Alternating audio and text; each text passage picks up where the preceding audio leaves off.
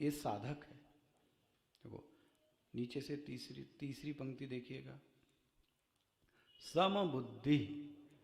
क्या लिखा गया? समबुद्धि। कह किं कर्मा, कह कौन क्या कर रहा है, मुझसे कुछ लेना देना नहीं।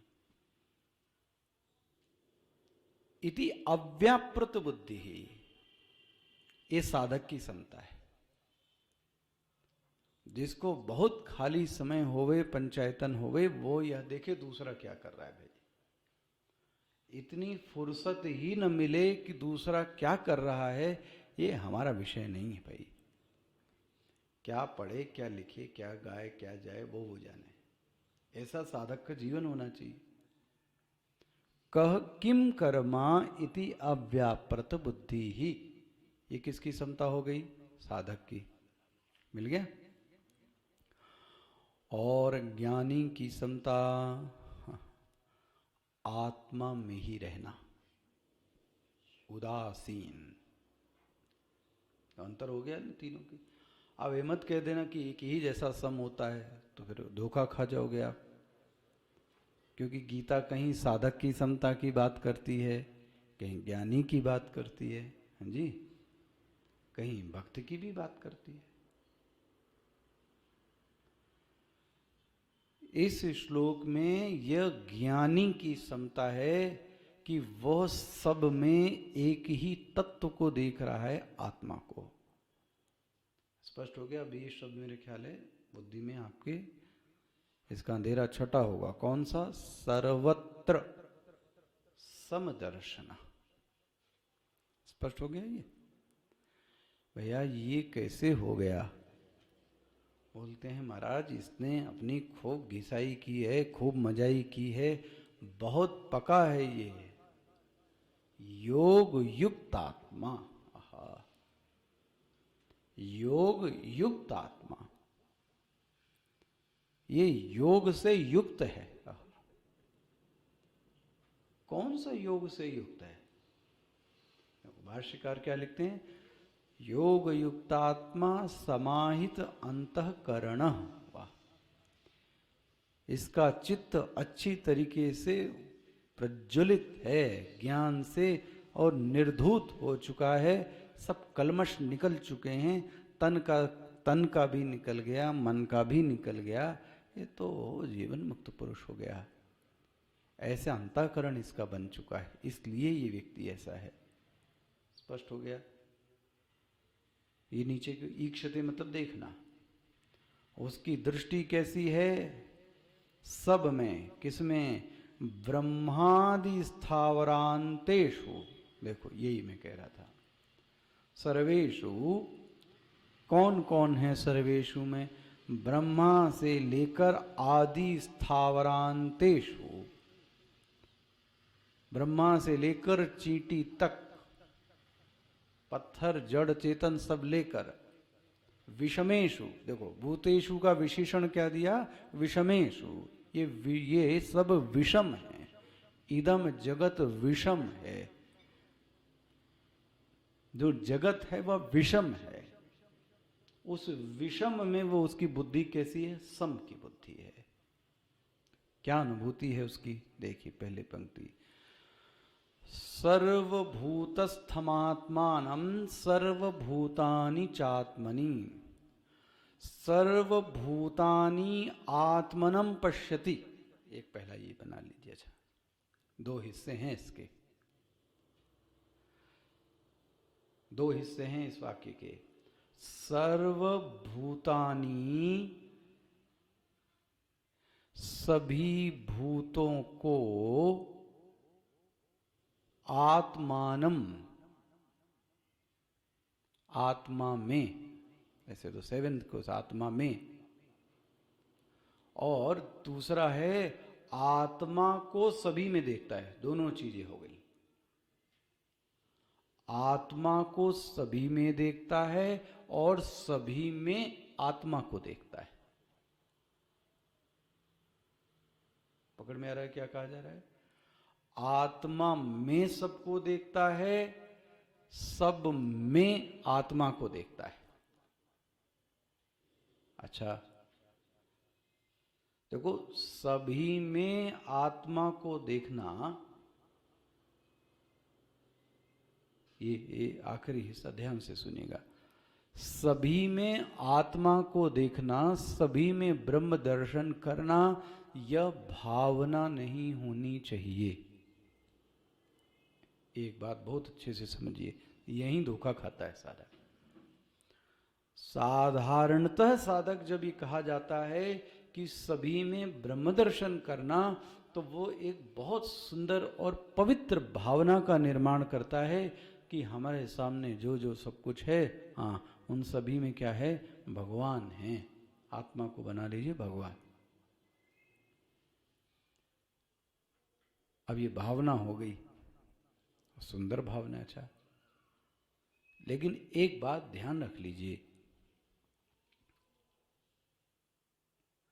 भावना पुरुष तंत्र है। ये शब्द सीखिए, भावना पुरुष तंत्र है और तत्व वस्तु तंत्र है। भावना पुरुष तंत्र है मतलब क्या हुआ कि एक तो जब भी भावना बनेगी तो भावना में तर और तम का भाव जरूर होगा। तर तम मतलब कभी बड़ी तीव्रता की भावना होगी और कभी एकदम कम भावना हो जाएगी।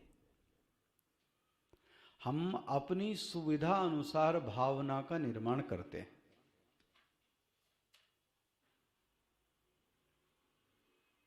ठीक है, दृष्टांत देता हूं।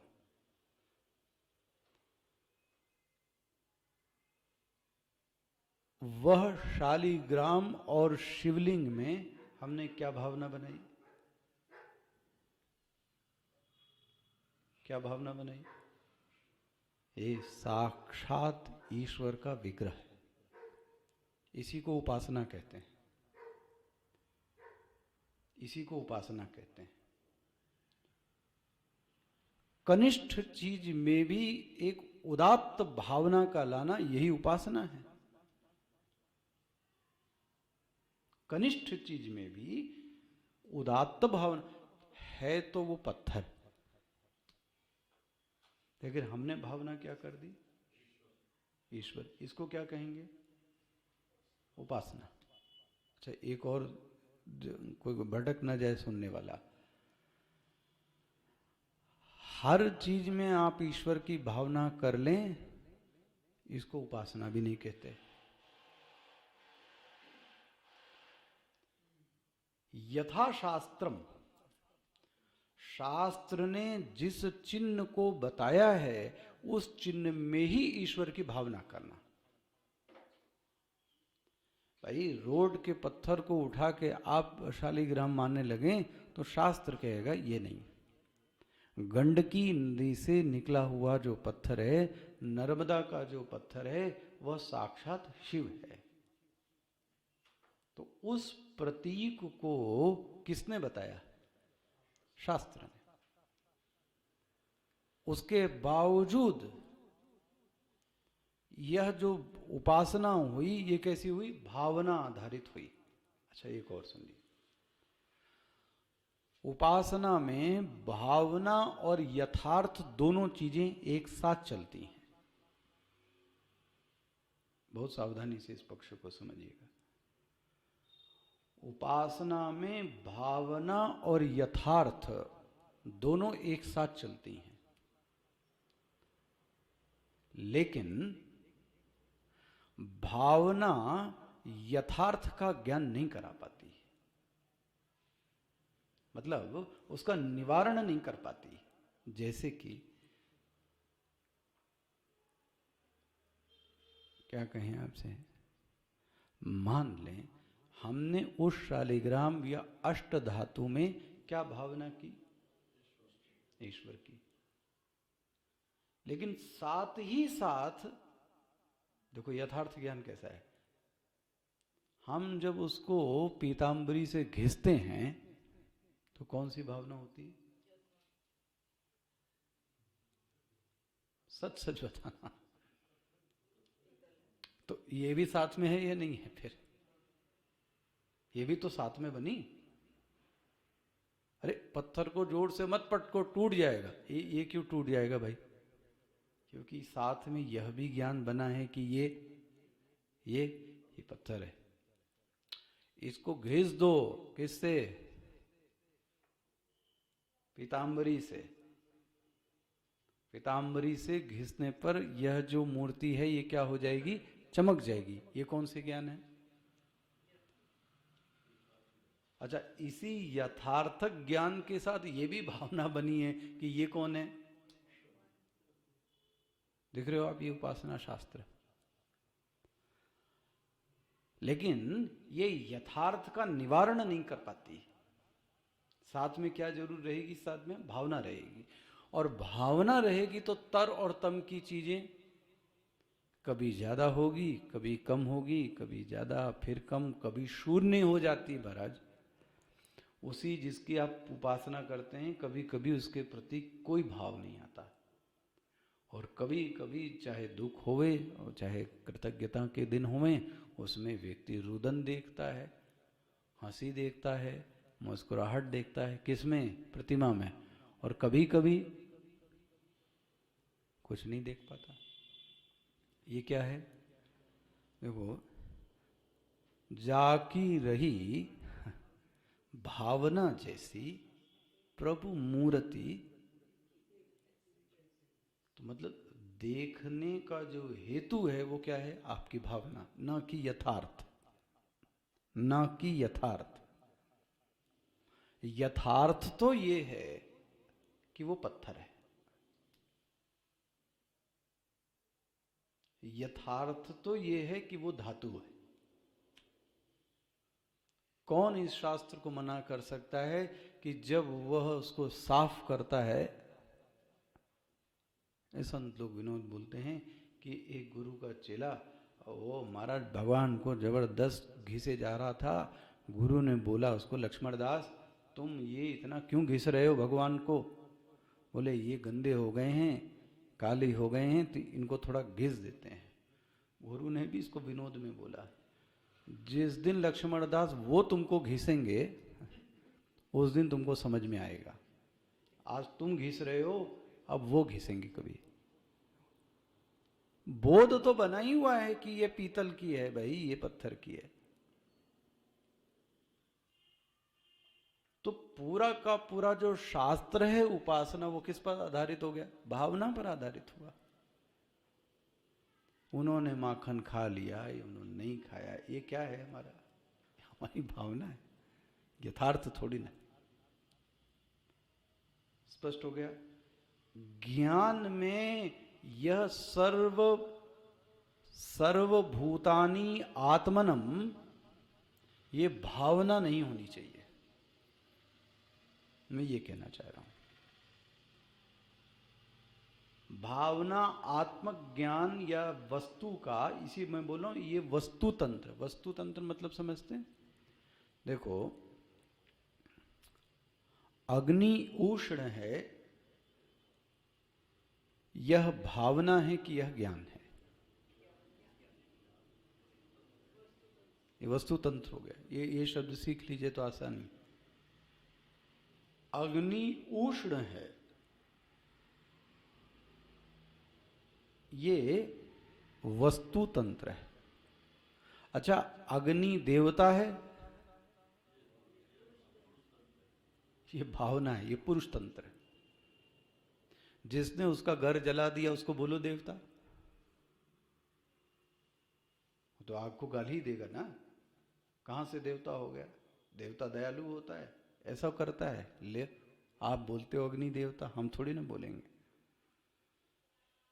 भाई। सब ईश्वर के प्रति भी सबकी भावना एक जैसी नहीं है।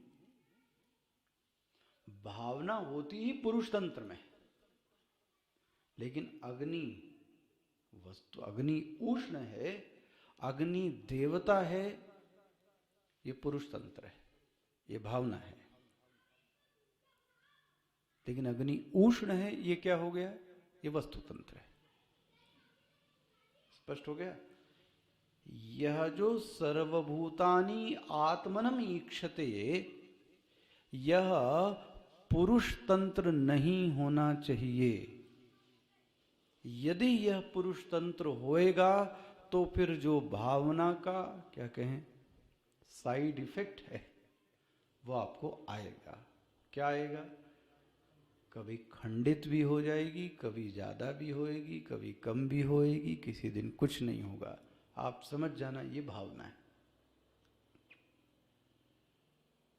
स्पष्ट होता है? एक पक्ष तो ये हो गया। दूसरा, सभी भूतों में आत्मा को देखना, एक तो ये हो गया। दूसरा, आत्मनि, दूसरा आखिरी देखिए शब्द, आत्मनि सर्वभूतानि, आत्मा में सबको देखना।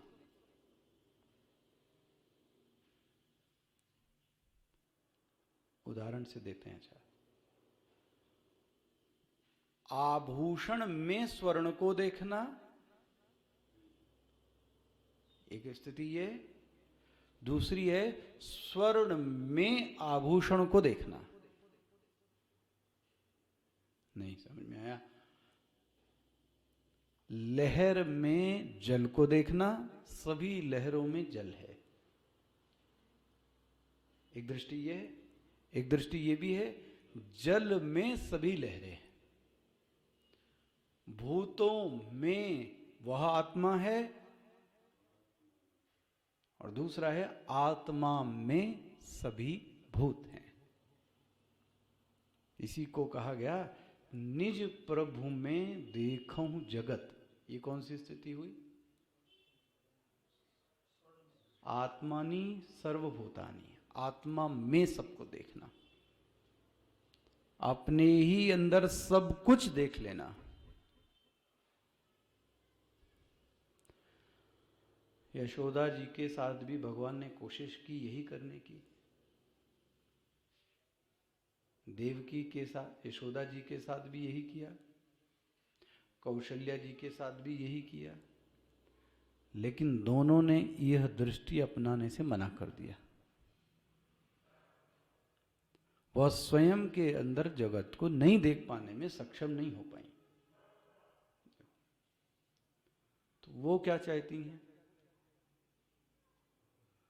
तुम वही करो रोदन ठाना कीजिए शिशु लीला। ये अंदर की लीला मत दिखाओ भाई। पूरा जगत तुम में है, उसी में यशोदा है, उसी में वो वृंदावन है, उसी में वो मिट्टी है। ये बोले अब ये सर घूम गया। ज्ञान तो यही है। अच्छा, ये विश्वरूप दर्शन में क्या किया? अर्जुन का भी दिमाग घूम गया था। भगवान की दाढ़ों में दांतों के बीच में कौरवों के मांस फंसे हुए हैं। ओह ओह, क्या लीला देख रहा है। भगवान के दांतों के बीच में पूरी सेना, और एक दांत से दूसरे दांतों के बीच में कौरवों की सेना का मांस फंसा हुआ है। उसी में छोटा सा अर्जुन और उसी में भगवान बोल रहे हैं। ये कहाँ देख रहा है वो? ये विश्वरूप दर्शन कहाँ दिखाया है भगवान ने? अपने अंदर पूरा का पूरा युद्ध को क्या कर दिया? ये यही है, आत्मनि सर्वभूतानि। और अब न समझ में आए तो एक आखिरी दृष्टांत, जो वेदांत का ब्रह्म बाण है। वेदांत का ब्रह्म बाण, जब कोई नहीं ठीक होता तो वेदांत इस ब्रह्मास्त्र का प्रयोग करता है। क्या ब्रह्मास्त्र? देखिए,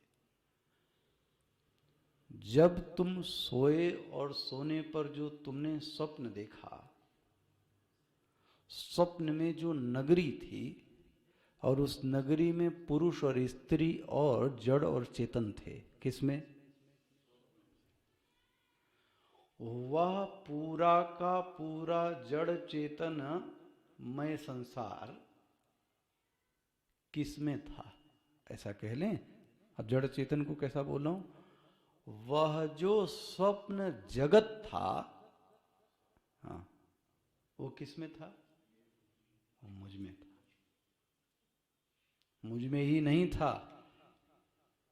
वह जो जड़ चेतन बना हुआ था वो कौन बना था? मैं ही बना था। बोले मैं ही जड़ बन गया, मैं ही चेतन बन गया। मेरे ही अंदर था, मेरे ही, मैं ही उसका निमित्त कारण हूं, मैं ही उसका उपादान कारण हूं। इसलिए वेदांत आत्मा के लक्षण को बोलता है अभिन्न निमित्त उपादान कारण। बनने वाला भी वही है महाराज और बनाने वाला भी वही है। देखो, देने वाला भी वही है, हाँ, लेने वाला भी वही है, और जो सामान दे रहा है वो भी वही है। कंबल लेने वाला, कंबल देने वाला और खुद कंबल, वो तीनों ही कौन है? तो भगवान ही है। ये दृष्टि, इसको बोलते हैं अभिन्न निमित्त उपादान कारण। निमित्त भी वही है और उपादान भी। बनाने वाला, भाई देखो, उस स्वप्न जगत का, उस स्वप्न जगत को किसने बनाया? पूरा जगत की बात कह रहा हूं मैं, तो आप क्या कहोगे? मैंने बनाया, मैं ही तो था। अच्छा, उस स्वप्न जगत में जो बना हुआ था वो कौन था? मैं ही बना हुआ था। यह ज्ञान आपको कब हुआ? यह ज्ञान स्वप्न में नहीं हुआ।